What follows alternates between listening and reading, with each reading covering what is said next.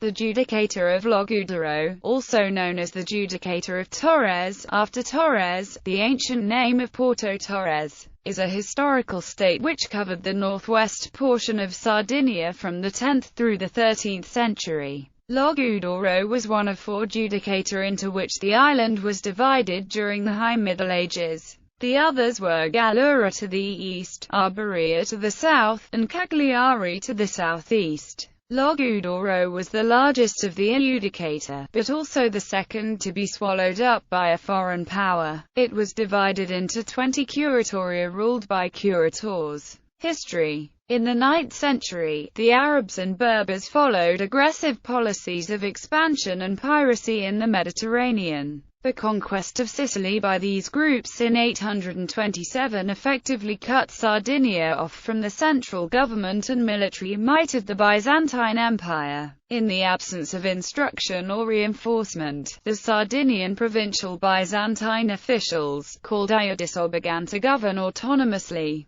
By the 10th century the island was divided into 4 of these provinces, though 2, Logudoro and Arborea, were combined at the start of the 11th century. By 900, these districts had become de facto independent states. Their ruling princes still titled as iudices or Judices after their imperial civil servant predecessors. The first capital city for the Giudicato of Logudoro was ancient Torres, but it was exposed to Arab attacks, and so the seat of the judgeship was transferred first to Ardara, and finally to Sassari. Logudoro only began to emerge from the fog of history during the reign of Barazoni from about 1038 to 1073. He brought Western monasticism to the island by requesting monks from Abbot Desiderius of Monte Cassino, and in this he was supported by both Pope Alexander II and Godfrey the Bearded.